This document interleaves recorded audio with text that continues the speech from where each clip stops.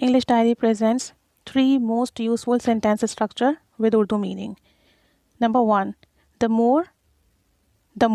जितना ज़्यादा उतना ज़्यादा, यानी द मोर के बाद आपने एक सेंटेंस यूज़ करना है और उसके रिजल्ट के तौर पे द मोर के साथ दूसरा सेंटेंस यूज़ करना है. We use this sentence structure when we talk about more result for more effort. जब हम कोई काम बहुत ज़्यादा एफर्ट के साथ करते हैं तो हम ये बताते हैं कि हमें उसका रिजल्ट भी उतना ही अच्छा मिलेगा.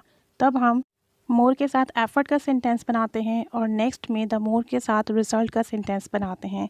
पहला सेंटेंस एफर्ट वाला सेंटेंस प्रेजेंट सिंपल में बनता है और रिजल्ट वाला सेंटेंस फ्यूचर सिंपल में बनता है. Now look at the examples. The more you work out the more weight you will lose. तुम जितनी ज़्यादा एक्सरसाइज करोगे उतना ज़्यादा तुम वेट लूज़ करोगे, वज़न कम करोगे. यानी first sentence you work out present simple में बनेगा और result sentence you will lose weight future simple में बनेगा. Another example is the more you study, the more marks you will get in your exams. तुम जितना ज़्यादा पढ़ोगे exams में उतने ज़्यादा और उतने अच्छे नंबर हासिल करोगे. The more you use mobile, the more your eyesight will be weak. आप जितना ज़्यादा मोबाइल इस्तेमाल करेंगे आपकी निगाह उतनी कमज़ोर होगी. The more you take care of people, the more people will care about you. आप जितना लोगों का ख्याल रखेंगे लोग भी उतना ही आपकी देखभाल करेंगे. तो पहले सेंटेंस में एफर्ट की बात होगी प्रेजेंट सिंपल के साथ और दूसरे सेंटेंस में रिजल्ट की बात होगी फ्यूचर सिंपल के साथ. Number 2 sentence structure is where there is. जहाँ वहाँ. वेयर देयर इज़ के बाद आपने जो बात कहनी है वो कहेंगे और उसके रिजल्ट के तौर पर देयर इज़ वहाँ आपको ये मिलेगा. We use this structure when we want to tell where you do this you will get this. जब आप ऐसा करोगे तो आपको रिजल्ट के तौर पर ये मिलेगा. So we use where there is and there is. Look at the examples. Where there is a will, there is a way. जहाँ चाह होती है वहाँ राह होती है. Where there is truth, there are difficulties. जहाँ सच्चाई होती है वहाँ मुश्किलात होती हैं.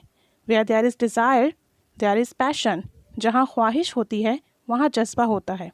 इस स्ट्रक्चर में दोनों सेंटेंसेस प्रेजेंट सिंपल में बनेंगे.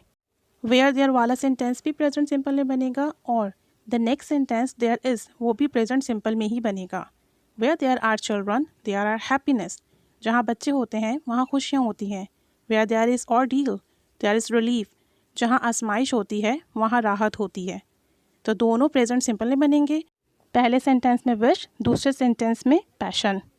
Number 3 sentence structure is it's no wonder. कोई हैरानगी नहीं. इट्स नो वंडर के बाद आप वो सेंटेंस यूज़ करोगे जिसके लिए आप बता रहे हो कि इस काम में कोई हैरानगी नहीं है, इस काम में कोई ताज्जुब नहीं है. Ali is the handsome boy in the family. It's no wonder that every girl likes him. Ali इस ख़ानदान का खूबसूरत तरीन लड़का है, इसमें कोई हैरानगी की बात नहीं कि हर लड़की उसे पसंद करती है. Another example is Zara is the most intelligent girl in the class. It's no wonder that she stands first in the class. Zara class की सबसे ज़हीन लड़की है. इसमें कोई हैरानगी की बात नहीं कि वो क्लास में पहले नंबर पर आती है या वो क्लास में हमेशा फर्स्ट आती है. Mister Hassan is the richest man in this city. It is no wonder that he has many houses and cars. Hassan साहब इस शहर के सबसे अमीर आदमी हैं. इसमें कोई हैरत की बात नहीं कि उनके पास बहुत सारे घर और गाड़ियाँ हैं. So these are 3 sentence structures. Try to use these structures in your communication. Keep staying with us. Thanks for watching.